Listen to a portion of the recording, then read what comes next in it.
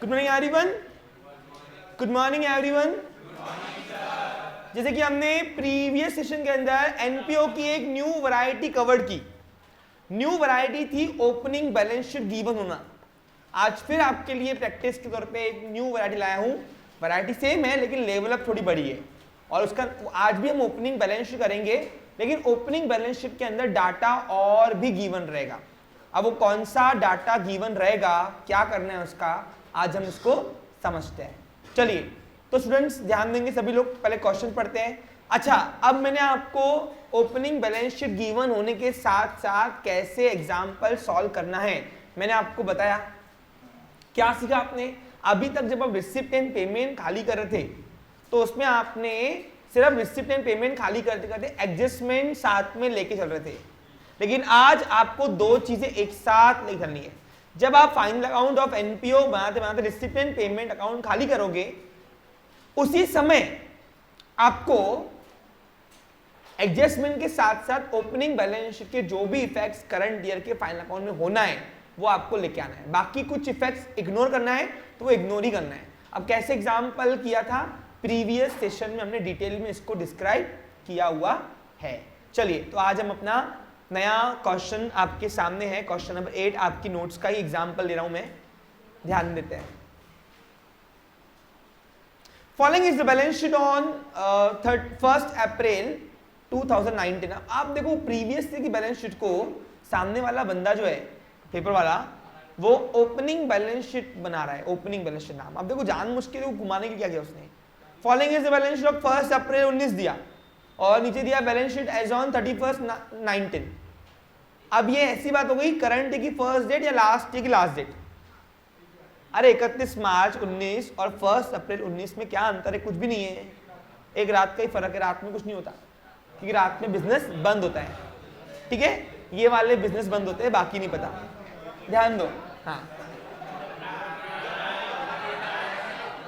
अब इधर देखो, receipt and payment account of Dayanand library Ambajogai, ये एक सिटी का नाम है शायद से, और ये दयानंद लाइब्रेरी ये एनपीओ है। क्या है ये? You are required to prepare income and expenditure account for the year ended March 2020, यानी अपना ईयर 1920 है। कौन सा है? हाँ, and balance sheet as on that date. चलो देखते हैं। अब ये आज का जो एग्जाम्पल है इसको मोस्ट इंपॉर्टेंट कर दो, प्रैक्टिस के तौर पे ये किया कि आपकी वैरायटी मैक्सिमम कवर होती। भारी एग्जाम्पल है, हाँ? आएगा नहीं, टेंशन लेना नहीं, वहीं के वहीं पूछना। और अगर किसी को रिपीट की डिमांड करनी है तो हैंड रेस करके बोलना है, डायरेक्ट नहीं बोलना है। पहले हैंड रेस करना है, मैं उससे पूछूंगा गुरीश क्या प्रॉब्लम है। चलिए अब बैलेंस शीट में जैसे मैं देख पा रहा हूं तो कल की बैलेंस शीट आज की बैलेंस शीट देखो। कल की बैलेंस ठंडी बैलेंस शीट एकदम मस्त वाली। आज की बैलेंस शीट में वैरायटी जितनी ज्यादा देगा उतना हमारा वर्कलोड बढ़ेगा। अब जैसे एसेट देख पा रहा हूं तो एसेट मेरे पास फर्नीचर थी, बुक्स थे, स्टॉक ऑफ पोस्टेज स्टैम्प था। ये स्टॉक ऑफ पोस्टेज स्टैम्प जो है अनयूज पोस्टेज स्टैम्प होते हैं।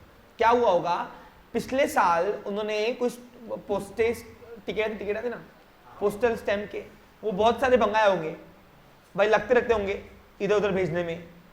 तो अब क्या हुआ, साल भर में पूरे पोस्टेज स्टैम्प जितनी खरीदी की थी पूरे यूज नहीं किए थे, बच गए थे, तो वो पिछले साल एसेट थी, लेकिन ये साल वो एक्सपेंस है। पूछो क्यों?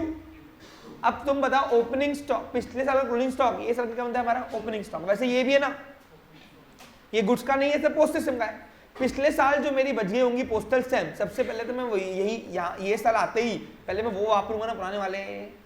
देखो तो ये इसका ही अपना एक्सपेंस है, रेवेन्यू एक्सपेंस। क्या है अपना ये? इन्हें क्या सीखा आपने? देखो नोटिस करो, सीखा ये कि हर चीज बैलेंस शीट से नई बैलेंस शीट में जाती नहीं, कुछ कुछ हेड्स इनकम एंड एक्सपेंडिचर में जाता है, वो आपको समझ के ही करना पड़ेगा। तो ये स्टॉक ऑफ पोस्टेज स्टैम्प पिछले साल का बचा हुआ पोस्टल स्टैम्प टिकट्स है जो हमको ये साल वापरनी है। अब बताओ पिछले साल बच गया, लेकिन ये साल तो पहले अपन यही वापरेंगे ना। अरे सिंपल है, अपने पास जो पिछले साल की बची हुई चीजें स्टेशनरी वगैरह वो पहले अपन वही वापरते ना, सही कि नहीं? नई वाली तो बाद में खोलते ना अपन, तो यहाँ भी वही है। तो ये पोस्टल स्टैम्प जो है ये मेरा एक्सपेंस है ये साल का, रेवेन्यू एक्सपेंस। क्या है मेरा वो? हाँ, क्योंकि पिछले साल का बचा हुआ माल पहले मैं यहाँ वापरूंगा। याद करो अपन फाइनल अकाउंट ऑफ पार्टनरशिप करते थे, तो closing stock previous year closing stock ये साल क्या होता था, ओपनिंग स्टॉक, और ओपनिंग स्टॉक अपना डायरेक्ट एक्सपेंस होता है। याद करो, याद है कुछ तुमको? बस वो भी यही है, एक्सपेंस रेवेन्यू अपना। इन्वेस्टमेंट सिक्योरिटी एसेट है, तो ये सारी तीनों चीजें जब तक मैं बेचता नहीं तब तक वो मेरे लिए स्टिल एसेट है, बराबर है कि नहीं? लेकिन ये cash in and bank and cash at bank जो है, कैश इन एंड और कैश एट बैंक ये लेंगे नहीं। पूछो क्यों? क्योंकि अपने को करंट ईयर की बैलेंस शीट में क्लोजिंग वाला चाहिए, ये ओपनिंग वाला ये यहां से उठाए हुए देखो। तो उल्टा हम ये रिसिप्ट पेमेंट खाली करते हो कि भेजते कहां पे? बैलेंस शीट में। तो ये उसने बेचारे ने भेज के दिया है ना, अब यहां से लेना और ना ही अब ये यहां से लेना। देखो अमाउंट दोनों की सेम दिख रही है आपको? जो काम हम करते थे पेपर वाला हमको वो करके दे रहा। क्लियर? अब एसेट साइड में मुझे कुछ दिखा नहीं, सिर्फ एक ही नई एसेट दिखी, वो है स्टॉक ऑफ पोस्टेज स्टैम्प। जो पिछले साल का बचा हुआ माल मैं ये साल वापरूंगा, पहले यही वापरूंगा और वापरा मैंने तो खर्चा मेरा ये साल पकड़ा जाएगा। अब नोटिस करो 2 मिनट में इसके ऊपर पूरी एडजस्टमेंट आपको डिस्कस करके निपटाना चाहता हूं। आतो आत देखो, पिछले साल 500 के पोस्टल स्टैंप रह गए थे, बच गए, जो मैंने ये साल वापरा। तो पिछले साल वो मेरी एसेट थी, लेकिन ये साल क्या है मेरा? वो एक्सपेंस। इसको बोलते हैं opening stock of postal stamp. क्या बोलेंगे हम? अब जितने पिछले साल के बच्चे साल भर में सिर्फ उतने लगने क्या बताओ? अरे ज्यादा हम खरीदे होंगे ना हमने, तो आप देखो पेमेंट साइड में आपने पोस्टल स्टैंप खरीदे होंगे, ये रहा 1500 के। यानी अब बताओ डे 1 पे जब आया था तो पिछले साल के 500 रुपए के पोस्टल स्टैंप पड़े थे। पोस्टेज स्टैंप 1500 के साल भर में हमने खरीदे, तो बताओ टोटल साल में मैंने 2000 रुपए के पोस्टेज स्टैंप खर्चा मतलब यूज किए होंगे, तो खर्चा भी मेरा 2000 पकड़ेंगे, और 2000 खर्चा पकड़ने के लिए मुझे ये पिछले साल का पोस्टेज स्टैंप ये खर्चे में ऐड करना पड़ेगा। अब आप बोलोगे सर ये तो गलत है ना, क्यों? Sir income on expenditure account तो सिर्फ करंट ईयर के ट्रांजेक्शन को करता है। बिल्कुल, तो ये करंट ईयर का ट्रांजेक्शन ही है। पूछो क्यों? पिछले का बचा हुआ माल जब मैं ये साल वापरूंगा तो मैं खर्चा भी कहां पकड़ूंगा? तो खर्चा वो ये साल का ही है, क्योंकि मेरे को सर्विस उसकी ये साल मिली है। समझा आपको मैंने? तो मुझे खर्चा भी ये सब करना है। लेकिन अब मेरा ध्यान गया एडजस्टमेंट में। देखो एडजस्टमेंट में है, अब ये क्या हुआ, जिस तरीके से पिछले साल जितने पोस्टेज स्टैम्प मंगाए थे पूरे यूज नहीं किए, कुछ बच गए, तो ऑफ कोर्स ये साल भी कुछ ना कुछ तो बचा होगा ना। तो देखो जैसे ही मैं एडजस्टमेंट में गया तो adjustment number 5 the value of unused postal stamp in stock of stamp, इसको क्लोजिंग स्टॉक बोलते हैं। क्या इसको? 200 रुपए बच गया ने। देखो 500 के पोस्टेज अपन ने पिछले साल के लाए पड़े थे, 1500 के खरीदी की, तो टोटल खर्चा मेरा 2000 होना चाहिए था। लेकिन मैं आज साल के आखिरी दिन पे खड़ा हूं और मेरा आदमी बोलता छोटू कि साहब वो कैबिन में 200 के वो काउंटर में ड्रॉवर में 200 के स्टैम्प पड़े पोस्टेज स्टैम्प, तो बताओ वो यूज हुए क्या? तो बताओ अगर यूज ही नहीं हुए तो जिस साल यूज होंगे खर्चा अपने को वो साल पकड़ना पड़ेगा कि नहीं? तो बताओ अगर मुझे ये साल के पोस्टेज स्टैम्प में कितना खर्चा हुआ देखना है तो मुझे इसमें से 200 रुपए माइनस करने पड़ेंगे कि नहीं? तो इसको बोलते हैं closing stock of postal stamp. क्या बोलेंगे उसको? या स्टॉक ऑफ पोस्टल स्टैम्प, जिसे अपने ऊपर दिखाया अपने। तो इसके 2 इफेक्ट करना। पूछो क्यों? ये कहां मिला? एडजस्टमेंट ऑलवेज है। तो एक तो खर्चे, अगर मुझे टोटल खर्चा देखना है कितना, तो ये साल का मेरा खर्चा 1800 है। कितना है? वो 1800 दिखाने के लिए पहला इफेक्ट माइनस किया। क्या किया मैंने? और जिसकी लाइफ 1 साल से ऊपर, वो क्या है मेरी? तो कृष्णा ये क्या है? मेरा एसेट है। क्या है मेरा? ये समझा आपको? क्लियर? जिस तरीके से पिछले साल का माल बच गया, ये साल खर्चा पकड़ा, उसी प्रकार ये साल का जो माल बच गया ये मेरी एसेट है, पिछले साल इसको मैं एक्सपेंस दिखा दूंगा। लेकिन अपने को नेक्स्ट ईयर क्यों जाना है? अपने को सब यही साल करना है, तो इसलिए अपने ये 2 इफेक्ट होंगे, एक तो एक्सपेंस में माइनस और दूसरा मेरी एसेट, क्योंकि ये मेरा खर्चा नहीं है और मेरा खर्चा निकालने के लिए मुझे इसको माइनस करना पड़ेगा। अब लिखना कैसे है, किसके इफेक्ट क्या किया आपको? तो बैलेंस शीट का एक ही इफेक्ट किया, रिसिप्ट का भी, रिसिप्ट पेमेंट का भी एक ही इफेक्ट किया, लेकिन एडजस्टमेंट के दो इफेक्ट किए। Clear picture? चलिए, तो ये बस इतना यूज था नया। अब आओ लायबिलिटी में। जैसे ही मैं लायबिलिटी में गया, देखो आप मुझसे डायरेक्ट हाई लेवल की डिमांड किए हो, एक्चुअली इसके बीच की लेवल थी एग्जाम्पल नंबर 10 जो अपना रहा हुआ है, लेकिन तुमने बोला हाई लेवल सिखाओ तो मैं सिखाने को रेडी हूं, मैं कोई इशू नहीं है, लेकिन तुम्हारी ग्रैपिंग कैपेसिटी भी देखना तुम्हारे साथ है। हाँ, अगर ये नहीं समझ में आ रहा ना, तो अगर मैं आपको सेशंस अलॉट करता हूँ रिकॉर्डेड, तो पहले 10 नंबर देख लेना, वो थोड़ी बीच की संख्या है, वो लेवल है, एकदम हाई लेवल दे दिया मैंने आपको। क्लियर? लेकिन ये टॉप टू बॉटम है, इसके अलावा और कुछ नहीं आएगा, आना होगा तो बस ये एंड है, यानी ये आ गया। तुमको जो बैलेंस शीट वाली वैरायटी थी पूरी कवर होगी इसमें। ध्यान दो इधर, देखो इधर स्टूडेंट्स, अब यहां पे क्या हुआ है,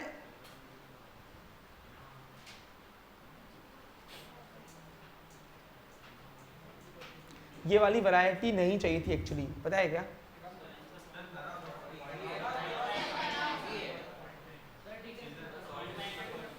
ठीक है, चलो मैं कहा रहा हूं, कोई इशू नहीं है। ध्यान इधर देखो, कैपिटल फंड, अब देखो मेरे लिए तो सब इजी है ना, मैं तो रोज का मेरा काम है, लेकिन तुम्हारा पॉइंट ऑफ व्यू सोच रहा मैं, एक स्टूडेंट के पॉइंट ऑफ व्यू पे रहते हुए अगर हम तुमको पढ़ाएंगे ना, तो हम तुमको ग्रैब करा पाएंगे अच्छे से। देखो इधर, अब कैपिटल फंड जो है, ये ओपनिंग कैपिटल फंड है, ये अपना न्यू बैलेंस शीट लेके आएंगे अपन इसको। अब मेरा ध्यान गया सब्सक्रिप्शन रिसीव एडवांस का, लेकिन ये पिछले साल की हालत है ये।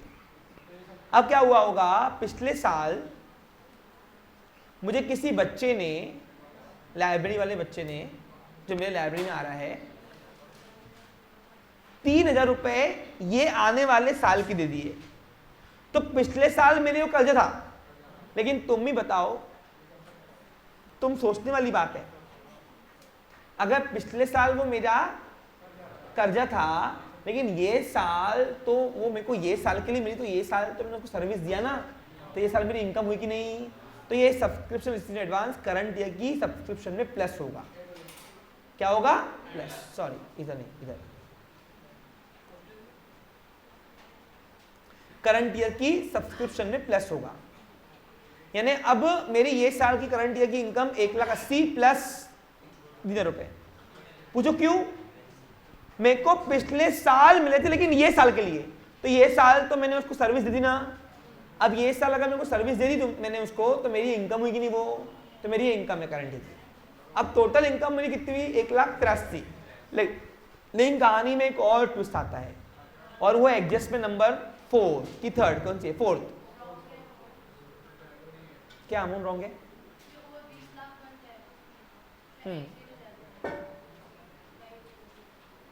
ठीक है, हाँ। अब यहां पे ध्यान दो बच्चों, ये न्यू वैरायटी है, बस ये देखो, इस आज के एग्जाम्पल में आपको वैरायटी ही मिलनी है बहुत सारी, जहां नहीं समझ में आया वहीं पूछ लेना है। देखो इधर ध्यान दो, अब जैसे ही मैं गया एडजस्टमेंट में, तो एडजस्टमेंट मेरे को एक अनोखी एडजस्टमेंट मिली, इसको बोलते हैं हिडन आउटस्टैंडिंग सब्सक्रिप्शन निकालना।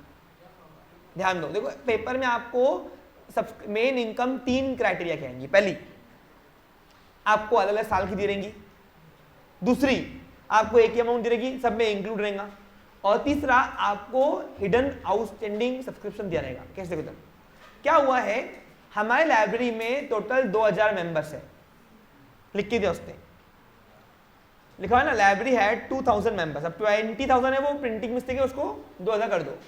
अब जो ऑर्गेनाइजेशन वीडियो हमारे एसोसिएट है, कोचिंग क्लासेस, अगर उनके पास ये 2,000 करके आई है तो उसको सुधारने की जरूरत नहीं है। क्लियर? तो हमारे पास टोटल 2,000 मेंबर है, और हर एक मेंबर 100 रुपए साल का सब्सक्रिप्शन दे रहा है।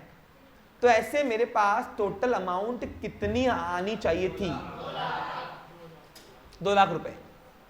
लेकिन मैं देखा हूं कि ये साल की मेरी इनकम सिर्फ और सिर्फ 1,83,000 आई हुई है, 1,83,000। 1,83,000 कैसे? आप लोगों से 1,80,000 आई हुई, 1,80,000 आई हुई है, लेकिन पिछले साल एक बच्चे ने अगर मेरे को ये साल के लिए दे दी होंगी तो डबल क्यों देगा वो तो मेरी इनकम में काउंट में गिनूंगा ना, ये क्या है, तो मेरे पास 1,80,000 ये साल क्या है, और पिछले साल किसी बच्चे ने मेरे को पिछले साल में ये साल के लिए मेरे को 3,000 रुपए एडवांस में दे दिए थे, जो मेरी करंट की इनकम है। क्या है मेरी वो टोटल इनकम मेरे को चाहिए। अगर 2,000 बच्चे पढ़ रहे हैं हमारे पास, लाइब्रेरी में आ रहे हैं पढ़ने के लिए और 100 रुपए साल के दे रहे हैं, तो मेरे पास टोटल इनकम कितनी आनी चाहिए थी? 2 लाख। अब 2 लाख में से 1,83,000 का तो हिसाब है, 17,000 का हिसाब है ही नहीं मेरे पास। तो ये 17,000 जो सब्सक्रिप्शन है इसको बोलते हैं आउटस्टैंडिंग सब्सक्रिप्शन, इसको बोलते हैं हिडन तरीके से दिया गया आउटस्टैंडिंग सब्सक्रिप्शन। ये आपको पेपर में भी आ सकता है ऐसे कि हमारे पास इतने मेंबर है, फिर देखना कितनी आई है हमारे पास। समझा आपको क्लियर? अब 2 मिनट यहां पे डिस्कस करेंगे फिर से, तो ये समझा कि पक्का? हाँ, वेरी गुड, अच्छे से क्लियर। तो देखो अभी अगर सपोज ये नहीं दी होती थी, जान दो, तो बताओ फिर मेरी आउटस्टैंडिंग सब्सक्रिप्शन कितनी होती? 20। ठीक है, तो मैंने तुमसे क्यों बताया पूछो? पेपर में अगर ये नहीं दिया रहा तो बस जितना बच रहा वो पूरा का पूरा आउटस्टैंडिंग सब्सक्रिप्शन। समझा आपको क्लियर? लेकिन यहाँ पे 1,83,000 तो 17,000 आएंगी। क्या आएंगी? 2 लाख मुझे कैसे भी इनकम चाहिए, क्योंकि मैं 2 लाख की सर्विस दी है, मेरे पास आ रहे 1,83,000, 17,000 रुपये लेना बाकी है। क्लियर? नेक्स्ट, अब उसके बाद आगे दिया है आउटस्टैंडिंग एक्सपेंसेस। अब अगर पिछले साल का आउटस्टैंडिंग एक्सपेंसेस ये साल अगर पेड किया होगा हमने तो ठीक है, नहीं पे किया होगा तो स्टिल वो आउटस्टैंडिंग है। देखो तो पेड किया गया पेमेंट साइड में, कहाँ लिख रहा? ठीक है, बस ये कल वाली वैरायटी हो, तो ये तो कल भी कराया मैंने आपको। चलो अब रिसिप्ट एंड पेमेंट में आओ, बाकी नया कुछ भी नहीं है। देखो ध्यान दो। हाँ, अब पहला है रिसिप्ट साइड में 4 क्राइटेरिया के आइटम छांटना। एक वाला इग्नोर करना, पूछो कौन सा? लास्ट ईयर के एसेट्स इग्नोर करना, क्योंकि वो अपनी जगह मौजूदा पहुंच गई है। क्लियर? हाँ, चलो अब 4 क्राइटेरिया के आइटम कौन कौन से मिलेंगे बताओ? Direct income, indirect sorry revenue income, capital income, profits और current year liability. Last year के एसेट इग्नोर करना। और वैसे ही अभी पेमेंट साइड में 4 क्राइटेरिया के आइटम मिलेंगे। कौन कौन से? हेलो, खैर है लकी, खैर है, बता कौन से आइटम मिलेंगे पेमेंट साइड में? खैर है, चल अभी आज सिखा गया मैं ये, तो अभी तो पूछा तुझसे मैंने, तो अभी नहीं आया तो तेरे घर पे आके पढ़ाऊं मैं क्या बोल रहा? मेरी बात का आंसर दे। अगर नहीं आऊंगे तो घर पे आके पढ़ाऊंगा तुमको मैं। एंडिंग में समझ में आता क्या तुमको? बेसिक सेशन हुए नहीं तुम्हारे?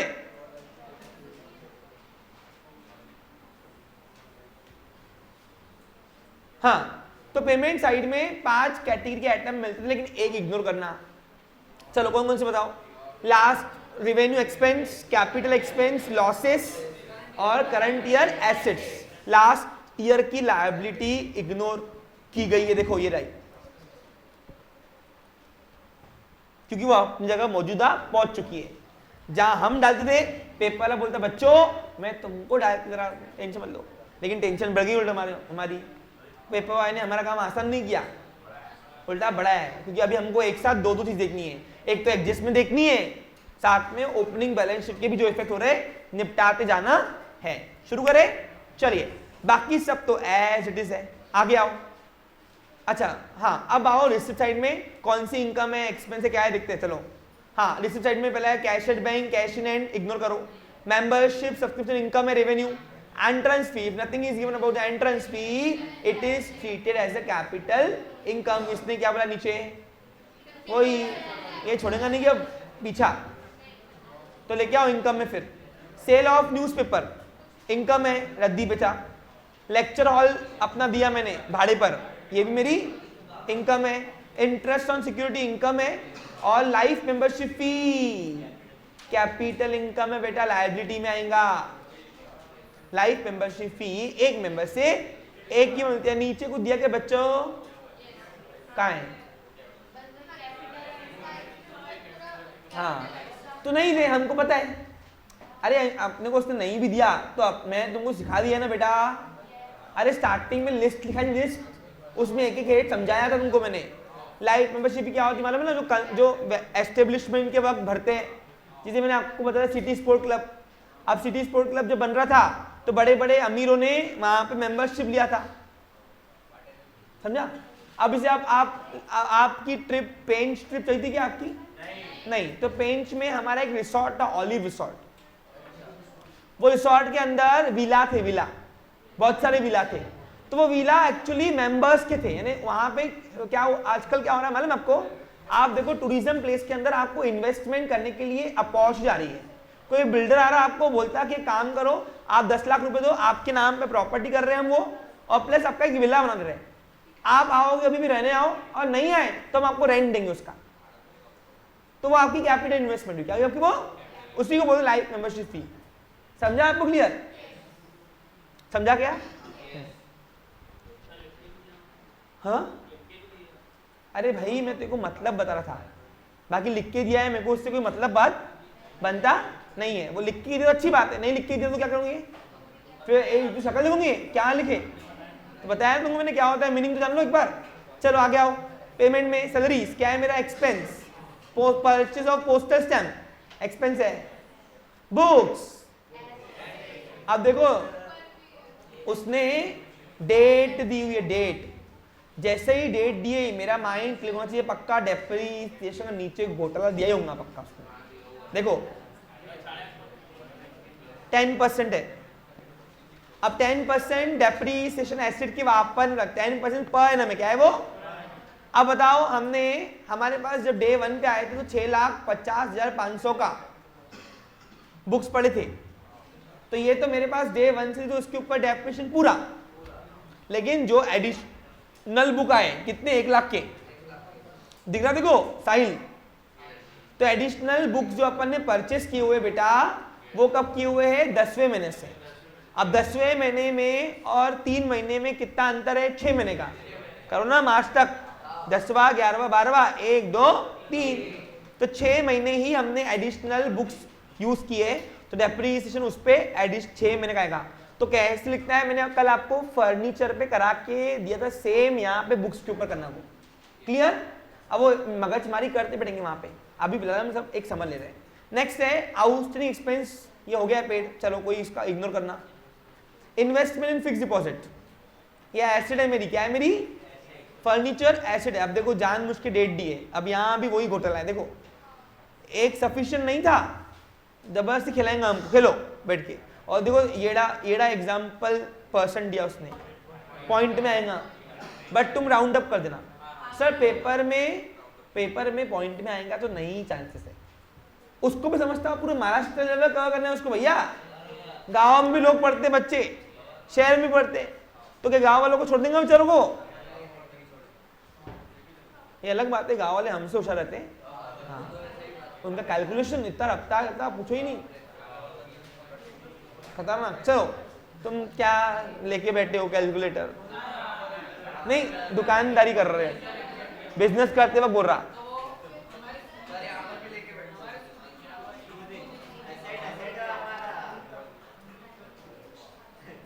देखो एक बात सुनो, मेरे को तो समझता है कि तुमको कोई भी डील करने के लिए विद इन फ्यू मिनट्स के अंदर डील करना पड़ता है, और वो फ्यू मिनट्स के डील करने के वक्त आप हर जगह कैलकुलेटर अलाउड नहीं कर सकते।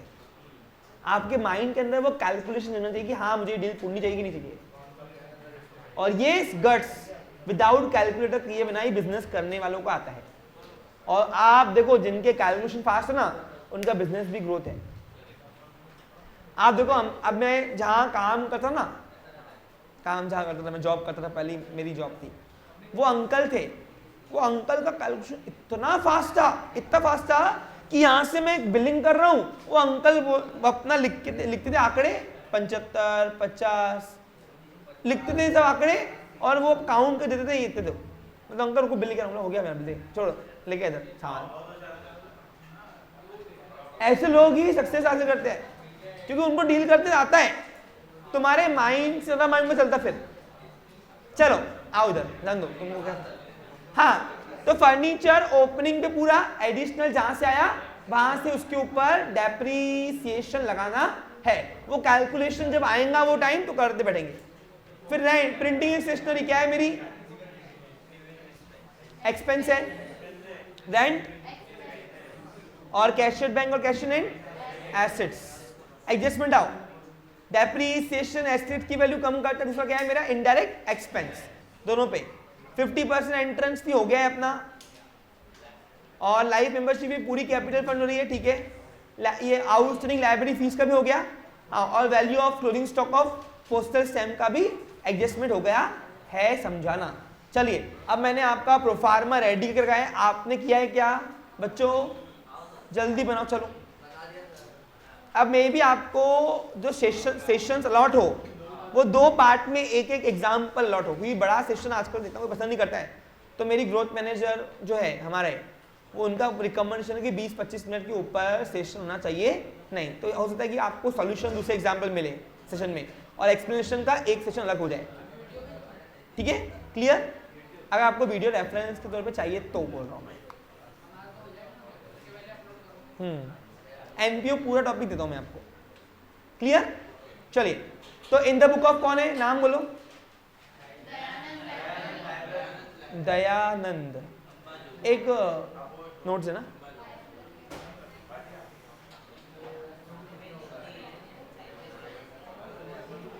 दयानंद लाइब्रेरी अंबा जो गई। अब तुम पूरा लिखो, मैं लिखना नहीं देता, जगह नहीं बस। सॉल्यूशन टू क्वेश्चन 8, चलिए शुरू करें। हाँ, पहला क्या करोगे, रिसिप्ट से क्या करोगे, एडजस्टमेंट लेकर और बैलेंस शीट लेकर।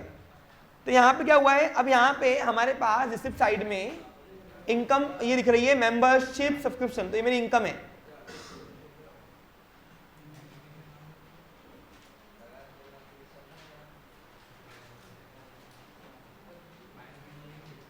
कितना है, 1,80,000।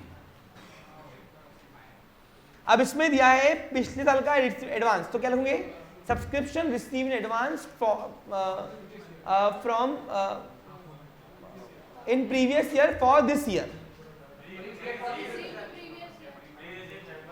एक मिनट, वो दिखा टेक्स्ट बुक में क्या लिखा है। कैलकुलेशन के साथ साथ तुमको अकाउंट्स में नाम भी अच्छे लिखने हैं, टाइटल उसके, तुमको सिर्फ कैलकुलेशन में मार्क्स नहीं मिलेंगे, तुम लिख के कुछ भी होंगे प्लस कर रहे हैं हम इसलिए हमको मार्क्स दो, ऐसा नहीं होगा, समझा आपको, क्लियर। तो यहां मैं लिख रहा हूं subscription received in previous year for current year.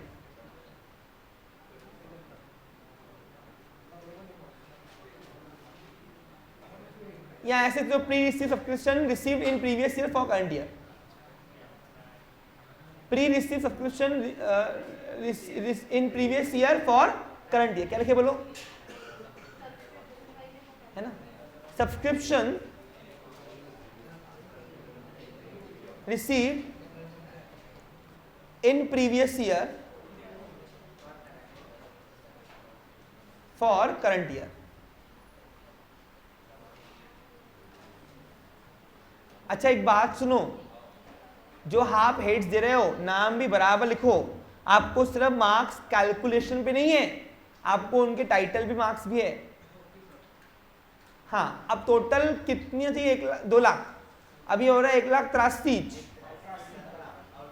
तो 17,000 रुपए आउटस्टैंडिंग, तो लिखो फिर आउटस्टैंडिंग सब्सक्रिप्शन। यानी तुमने क्या सीखा, एक्स्ट्रा तुम्हारे पास 2 बोझ आए, एक तो ओपनिंग बैलेंस शीट भी लिख लेना है और साथ में एडजस्टमेंट लिख लेना है।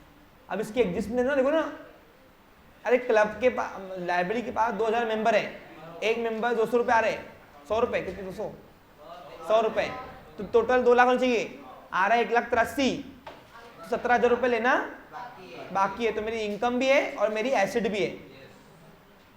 एडजस्टमेंट के 2 इफेक्ट करो हाथ, आउटस्टैंडिंग सब्सक्रिप्शन। अब सर बैलेंस शीट का एक ही पे करना है, यस, 17,000 ना। नेक्स्ट बैठो आप नीचे, एंट्रेंस फी। अब एंट्रेंस फी वैसे तो कैपिटल इनकम है, लेकिन बोला उसने हाफ अमाउंट करो, तो हाफ रेवेन्यू करते फिर। अब एंट्रेंस फी टोटल है 30,000 रुपए, 50% कैपिटलाइज बोल रहा वो,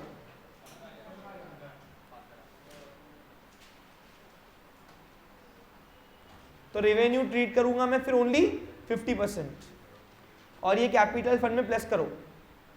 अब हाथों हाथ कैपिटल फंड लेके आ जाओ, दिया है ना अपने पास 7,50,000। अब इसमें ऐड करो capitalise entrance fee,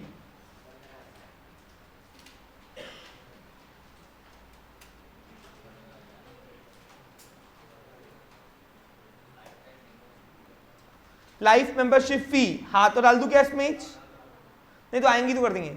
next sale of old newspaper, रद्दी है मेरी, इनकम बेची, रद्दी बेची, इनकम आई, ऐसा by sale of newspaper.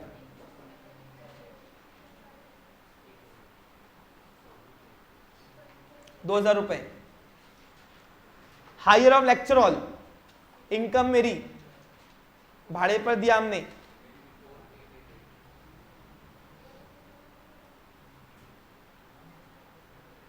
₹10,000। Interest on security, ये भी मेरी इनकम है, इंटरेस्ट ऑन सिक्योरिटीज,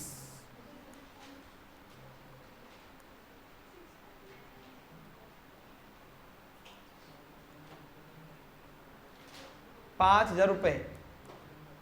और life membership fee is my capital income. यहां तो उसने दिया है, चलो नहीं दिया तो भी आपको मालूम होना चाहिए।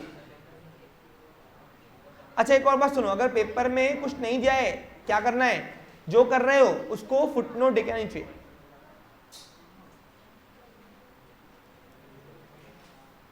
हो गया? चलो अब आओ पेमेंट साइड में। पहला है सैलरीज, मेरा एक्सपेंस है,